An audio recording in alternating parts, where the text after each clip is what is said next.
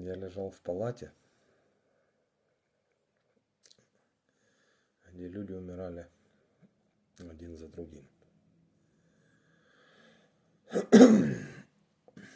И в тот момент, честно говоря, я уже был абсолютно уверен, что я буду следующим, кто уйдет оттуда. После той ночи, после смерти уже второго человека рядом со мной, о котором я рассказывал в прошлом видео, я перестал понимать, что происходит со мной, с моей психикой. Честно говоря, мне уже не хотелось ничего. Мне было все равно. Я просто хотел, чтобы это все быстрее закончилось. Неважно как, неважно чем, просто чтобы это закончилось. Мне казалось, что дальше уже некуда, что меня уже вряд ли можно чем-то удивить. Но, тем не менее, в этот день произошло два события, сильные два события, и они изменили, в принципе, все. После этой ночи я уже не мог физически находиться в этой палате. И я вышел в коридор. Какое-то время я сидел там. Я ждал, я понимал, что происходит в моей палате. Я дождался, пока врачи и санитары там закончат. Пока заберут этого парня. Пока наведут порядки. Потом я уже заходил, выходил. Я понимал, что это раздражает врачей. В нашем отделении было не принято шататься по коридорам. Да и плюс люди в основном были в таком состоянии, в котором они, в принципе, физически не могли гулять по коридорам самостоятельно. Я, по сути, тоже не мог, ноги мои практически не ходили. Но тем не менее. В какой-то момент, первое событие, о каком я говорю, в какой-то момент я увидел, как к регистратуре подошла мама первого парня, который лежал со мной в палате, который там умер.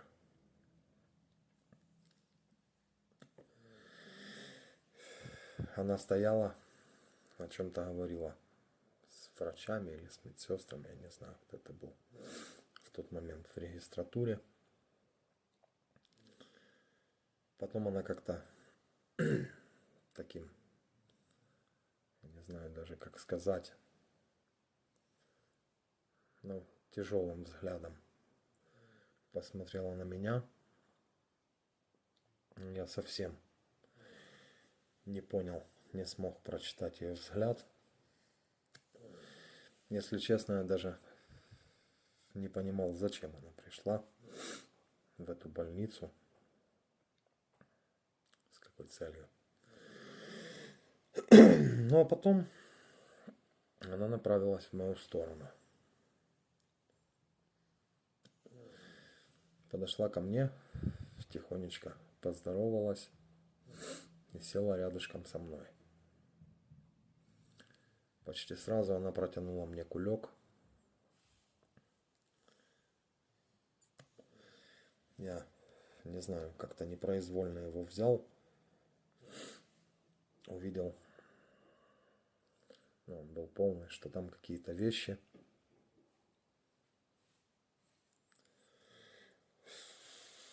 Ну и чё? Первое, что-то, о чем я подумал, не знаю почему именно так, что это были вещи ее сына. Ну и дальше она практически подтвердила мои предположения. Дальше она задала мне довольно тяжелый вопрос. Она тоже так тяжело вздохнула и спросила: а можно я буду приходить к тебе? В этот день это был реально переломный момент. Мне честно стало искренне ее настолько жалко. Я, мне кажется, полностью прочувствовал всю ее боль, считал все ее эмоции. Буквально за секунду в голове проскочило все, я вспомнил своих родителей, представил их на ее месте. Мне стало, честно, очень не по себе. Я растерялся. Ну и в то же время я понимал, что ее сын это ее сын, а я это я. Я не смогу никому заменить его ребенка. Плюс как-то быстро я подумал о том, что если бы я необдуманно сказал «да», и она бы начала приходить ко мне, а потом спустя какое-то время со мной случилось бы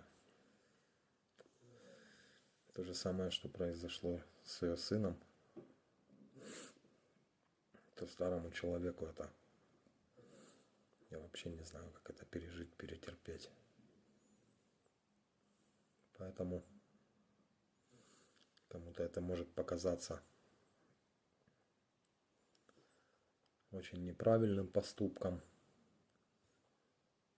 И честно, я переступил через себя, потому что я по натуре очень добрый человек. Я всегда пытаюсь всем чем-то помочь.